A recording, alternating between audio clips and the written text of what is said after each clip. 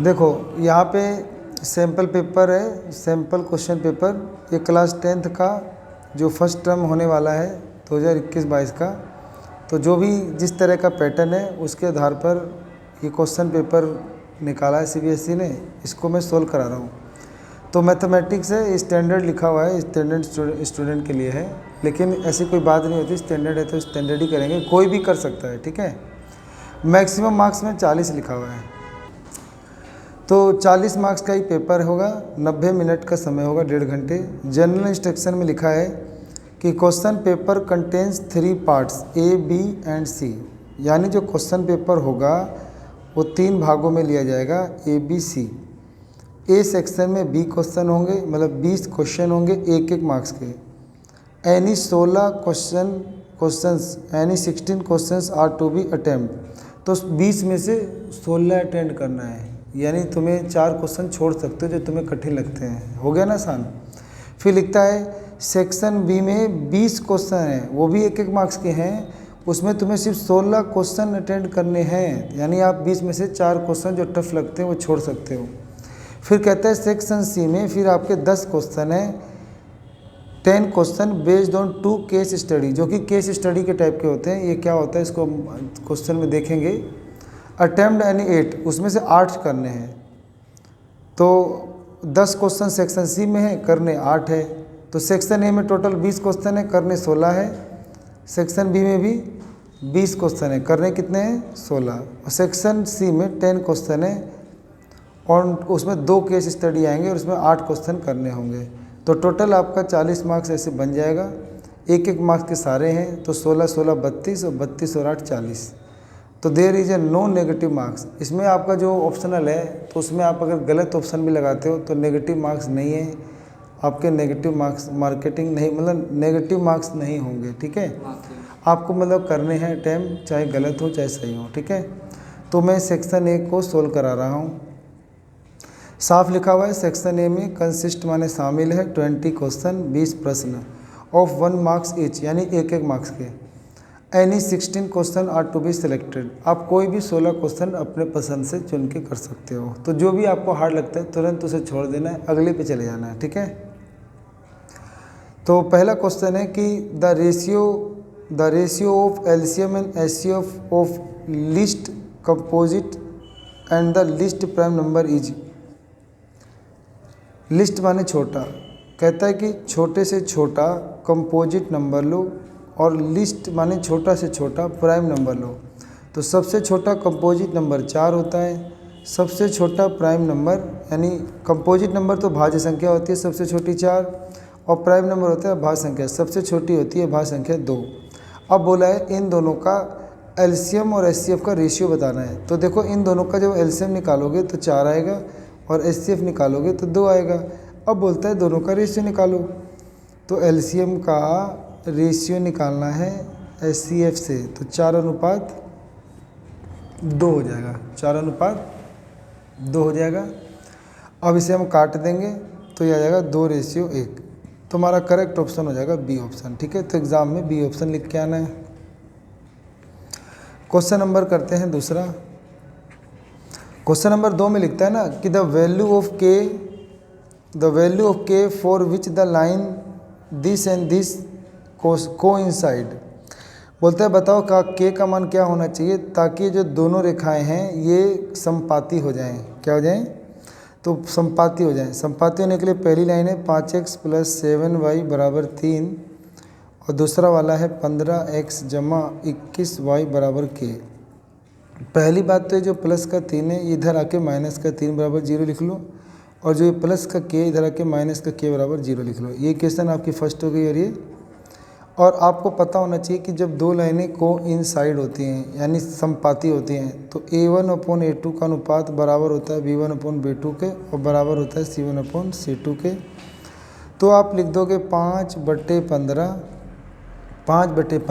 बराबर लिख दोगे 7/21 और बराबर लिख दोगे 3/k। लेकिन यहाँ घटा 3 है तो यहाँ भी घटा 3 और घटा 3, और ये माइनस कट के क्या हो जाएगा प्लस। अब देखो ध्यान से 5 से कट जाएगा, 5 का 5, 5 या 15 तो 1/3, ये भी 7 एकम 7 7 21 यानी 1/3 और ये हो जाएगा आपका 3/k। तो सोल्व करने के लिए कोई भी आप दो ले लो। तो चलो हम पहला और आखिरी वाला ले लेते हैं। तो 1/3 बराबर 3/k, तिरछा गुना हो जाएगा तो k का मान आ जाएगा 3 तियाँ 9। तो आपका आंसर क्या आ जाएगा 9। ठीक है, ऑप्शन में 9 जो है वो ऑप्शन नंबर ए में दिख रहा है, तो इसीलिए हमारा करेक्ट आंसर क्या आ जाएगा ए। तो आप पेपर में लिख दोगे correct option is A, correct option A है। ठीक है, तीसरा क्वेश्चन में लिखा है a girl walks 200 towards east. तो एक लड़की ना 200 मीटर ईस्ट में जाती है एंड देन 150 टूवर्ड्स नॉर्थ, फिर 150 मीटर वो उत्तर में जाती है। The distance of the girl from the starting point, तो स्टार्टिंग पॉइंट से जो फाइनल पॉइंट है उसके बीच का डिस्टेंस पूछा है क्या होगा। ठीक है, तो पर्सन को समझे क्या बोल रहा है कि the girl walks 200 metre to east. मान लो ये लड़की यहाँ खड़ी है, अब वो ईस्ट में जा रही है, तो ईस्ट होता है इस तरफ। ठीक है, तो ईस्ट में जा रही है, कितने मीटर है 200 मीटर। फिर बोल रहा है then 150 metre towards east north. अब वो लड़की ना फिर नॉर्थ की तरफ चलने लगती है, नॉर्थ होता है ऊपर, तो इन कितनी चली 150 मीटर चली। सही है, तो लड़की यहाँ पहुँच गई, तो बोल रहा है the distance of the girl from the starting point is. तो स्टार्टिंग पॉइंट से इस पॉइंट का डिस्टेंस कितना होगा ये पूछा है। ठीक है, तो इसके बीच का डिस्टेंस पूछा है कि कितना होगा।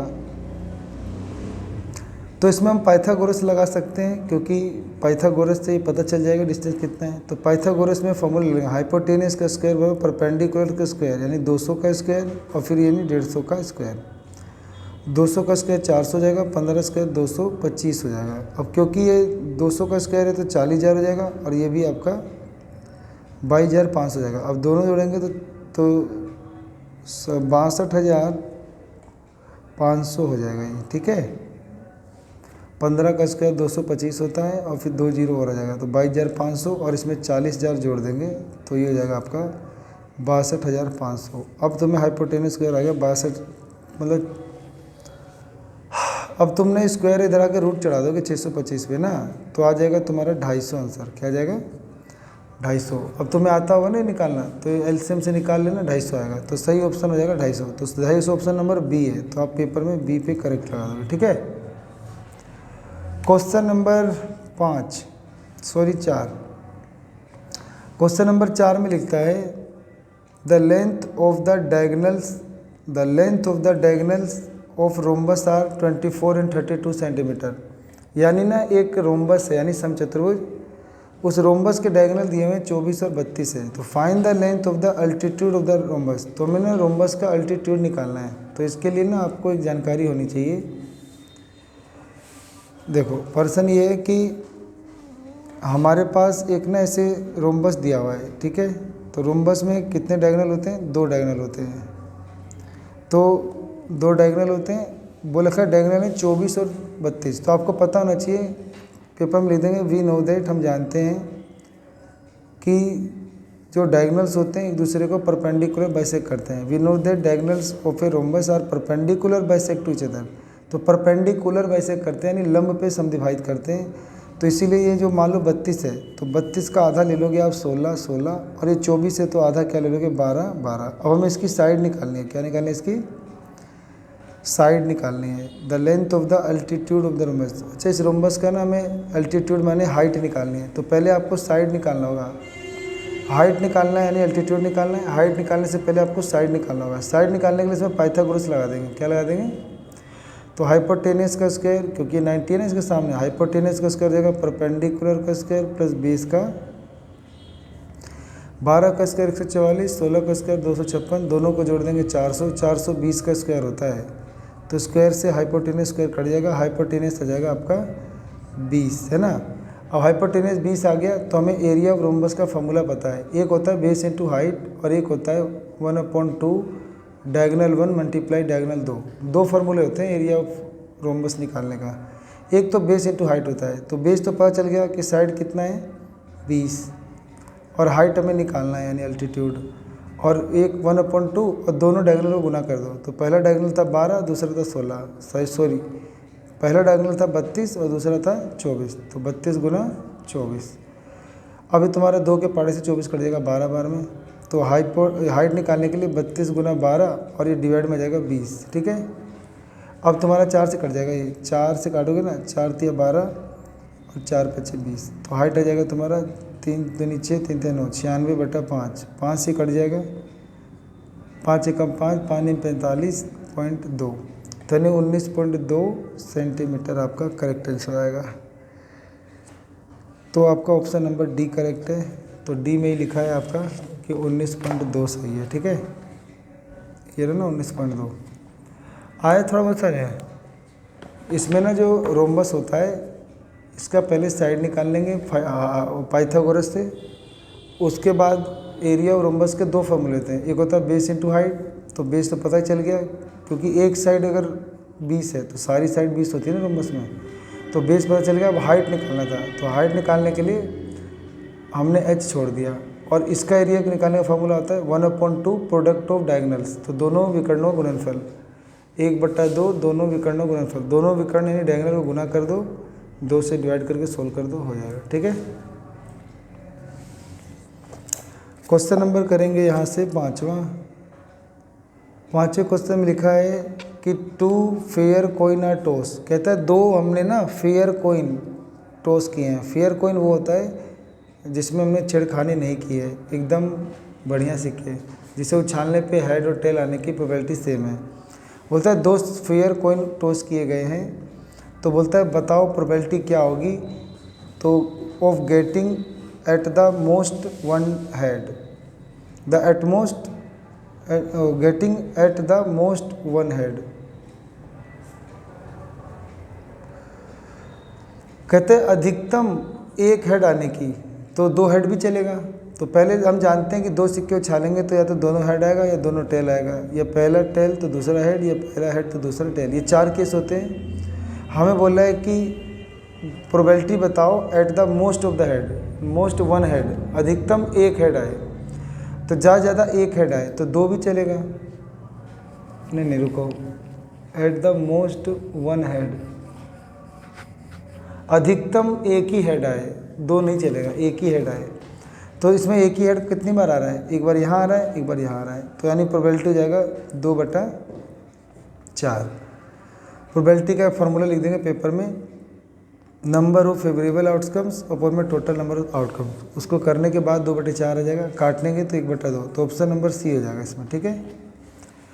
अगला है कि ट्रायंगल, अगला है 6ठा क्वेश्चन कि जो ट्रायंगल है ना ABC, ये सिमिलर है, ट्रायंगल ABC सिमिलर है PQRK, तो ये दोनों सिमिलर हैं। और लिखा है कि AM और PN आर अल्टीट्यूड, यानी मतलब अल्टीट्यूड माने शीर्षलंब है, हाइट है इन दोनों ट्रायंगल के, और दिया हुआ है AB का स्क्वायर और PQ के स्क्वायर का अनुपात इतना है, तो AM अनुपात PM का अनुपात बताना है। तो आपको ना इसके अंदर एक थ्योरम लगानी है कि हम जानते हैं कि जब 2 ट्रायंगल सिमिलर होते हैं, मतलब जब 2 ट्रायंगल सिमिलर होते हैं तो उनके जो एरिया का रेशियो होता है, ठीक है, उनके एरिया का रेशियो होता है उनके कोरस्पोंडिंग साइड के स्क्वायर के इक्वल होता है। तो मान लो ये ट्रायंगल था ABC और ये दिया हुआ है PQR, और ये दिया हुआ है AB का स्क्वायर है 4 और PQ का स्क्वायर है 9, यानी ये अनुपात दिया हुआ है। तो हम जानते हैं कि इनके जब 2 ट्रायंगल सिमिलर होते हैं, पर्सन में सिमिलर दिया हुआ है, लिख देंगे पेपर में वी नो दैट, स्टेटमेंट लिख देंगे we know that if 2 triangle are similar, अगर 2 ट्रायंगल सिमिलर है तो then the ratio of their area, तो उनकी जो क्षेत्रफलों का अनुपात होता है वो होता है square of their corresponding side, यानी उनकी संगत भुजाओं के अनुपात का वर्ग होता है। तो आप लिख दोगे वो होता है equal to the ratio of their corresponding side का स्क्वायर, तो यानी AB बटा PQ के स्क्वायर के बराबर आएगा, सही है। तो ये हो जाएगा आपका AB का स्क्वायर और बटा PQ का स्क्वायर, और ये पहले ही दे रखा है कितना है 4:9, तो आप लिख दोगे 4 बटा, तो जैसे संगत भुजाओं का अनुपात होता है तो मीडियन का भी अनुपात होता है। किसका अनुपात होता है? मीडियन का भी। तो लेकिन यहाँ तो अल्टीट्यूड लिखा हुआ है, तो अल्टीट्यूड होता है ये आपका AM और ये होता है आपका PN। तो ऐसा होता है ना कि अल्टीट्यूड के भी स्क्वायर होता है।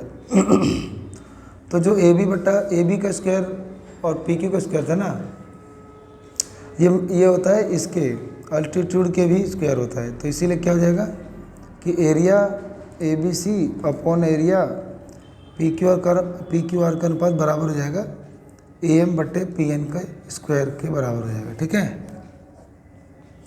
तो ये एरिया भी आता है 4:9, तो 4:9 और इसको लिख दो 2/3 का स्क्वायर। 4/9 किसका स्क्वायर होता है? 2/3 का। स्क्वायर से स्क्वायर तो AM/PN, तो इसका अनुपात आ गया 2/3 यानी 2:3। तो करेक्ट ऑप्शन है 2:3। तो कहाँ है ऑप्शन में?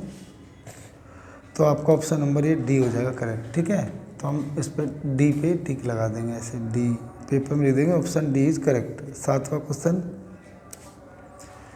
अब बहुत ही छोटे छोटे क्वेश्चन यहाँ से ये लिखता है ना कि 2 मतलब यहाँ लिखा है देखो,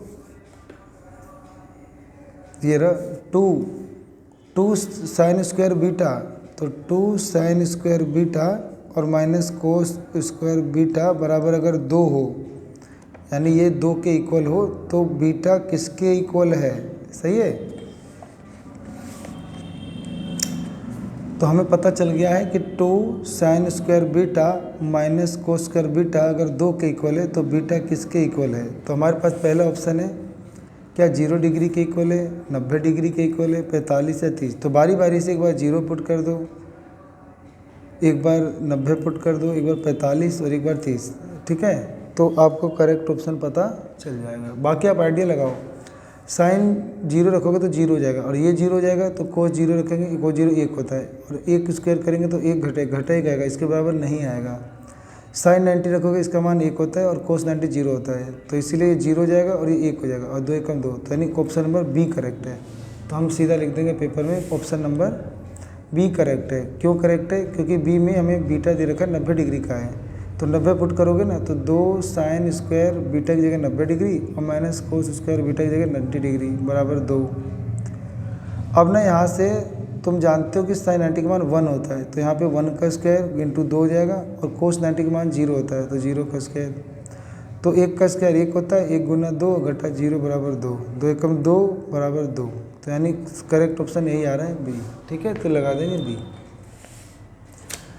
अगला क्वेश्चन है कि prime factor of the numerator of a rational number with the decimal expansion 4.123 r। अगर हम प्राइम फैक्टर करते हैं इस रेशनल नंबर के डिनोमिनेटर का, ऊपर वाला न्यूमिनेटर होता है, नीचे वाला डिनोमिनेटर होता है, तो बोला इस संख्या का जो डिनोमिनेटर है अगर हम उसका प्राइम फैक्टर करें तो उसमें से कौन सा प्राइम फैक्टर आएगा? तो एक बार देख लेते हैं, ये 4.123 है, तो पॉइंट हटाने पे नीचे कितने जीरो आएंगे? 1 2 3 के आगे पॉइंट है, तो यानी 1 2 3 जीरो आएंगे और 3 जीरो आएंगे, तो यानी ये हो गया 1000। अब 1000 का प्राइम फैक्टर करने में क्या 3 आता है? नहीं, तो ये ऑप्शन तो हट गया। क्या 2 5 आता है? तो हाँ ये आता है। क्या 2 3 5 आता है? नहीं। क्या 2 3 आता है? नहीं आता ना 1000 का प्राइम फैक्टर करने में, तो आपका करेक्ट ऑप्शन C हो जाएगा। ठीक है, अगला बोल रखा है द लाइन x बराबर a और y बराबर b। कोई लाइन x बराबर a है और एक y बराबर b है। देखो जब भी कोई लाइन x बराबर a दिया हो, अगर x बराबर क्या दिया हो? 1 दिया हो, तो ये होती है y एक्सिस के पैरेलल, और अगर y बराबर कुछ दिया हो तो x एक्सिस के पैरेलल होती है। तो दोनों लाइनें जब पैरेलल है तो बोलता है बताओ ये इंटरसेक्ट करेंगी, पैरेलल है या ओवरलैपिंग करेंगी या नन ऑफ दीज। तो भैया ये दोनों लाइनें ना पैरेलल होती हैं, लगा देंगे। ठीक है, अच्छा 2 मिनट, ये दोनों लाइनें पैरेलल नहीं होती, ये दोनों लाइनें एक दूसरे को इंटरसेक्ट करेंगी, तो आप इंटरसेक्ट पे लगा दो। ठीक है, क्योंकि ना x बराबर a का ग्राफ y के पैरेलल बनेगा और y बराबर b का ग्राफ x एक्सिस के पैरेलल बनेगा, तो दोनों लाइनें एक दूसरे को काट देंगी तो ये इंटरसेक्ट करेंगे। ठीक है, आगे लिख रखा है द डिस्टेंस ऑफ पॉइंट। हमें इस पॉइंट का डिस्टेंस निकालना है, ओरिजिन से कितना है। हमें इस पॉइंट का ओरिजिन से डिस्टेंस निकालना है, यानी मूल बिंदु से दूरी निकालना है। तो देखो कैसे करेंगे, तो यहाँ पे कर देता हूँ मैं। देखो आपको पॉइंट ए दे रखा है, क्या है, -5 और 6। हमें ओरिजिन से डिस्टेंस निकालना है। ओरिजिन का कोऑर्डिनेट क्या होता है, 0 0। तो इसका डिस्टेंस निकालना है, तो डिस्टेंस के लिए इसे ओ मान लो। तो ओ ए में फॉर्मूला लग जाएगा अंडर रूट, याद है ना, x2 - x1 का स्क्वायर और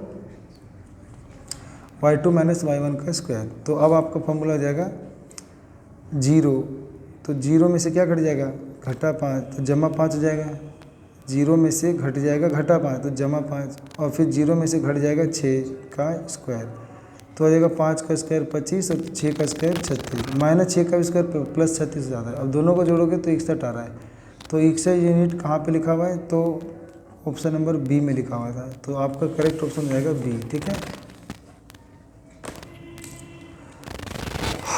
क्वेश्चन नंबर 11 लिखा है इफ़ ए स्क्वायर, यानी ए स्क्वायर 23/25 हो, तो बताओ कि ये रेशनल है नंबर या इरेशनल है या होल नंबर है, इंटीजर है। तो देखो ए स्क्वायर बराबर दे रखा है 23/25। स्क्वायर जब उस तरफ जाता है तो अंडर रूट चढ़ जाता है, तो 23 पे भी अंडर रूट चढ़ जाएगा और 25 पे भी। 23 तो एक प्राइम नंबर होता है, तो इसका तो रूट नहीं निकल पाएगा, लेकिन 25 एक परफेक्ट स्क्वायर नंबर होता है, रूट से बाहर आके 5 हो जाएगा। तो ऊपर वाला तो रूट में फंस गया, ये बाहर आ गया। तो नीचे वाला तो सही आ रहा है कि बिना रूट के, लेकिन ऊपर वाला रूट में आ रहा है, इसको इरेशनल बोलते हैं। ठीक है। तो ये अपरिमेय संख्या है। तो अभी मैंने पहले पार्ट में ना 11 क्वेश्चन कराया है, अगले पार्ट में कराएंगे आपको इसके आगे के 20 क्वेश्चन। ठीक है।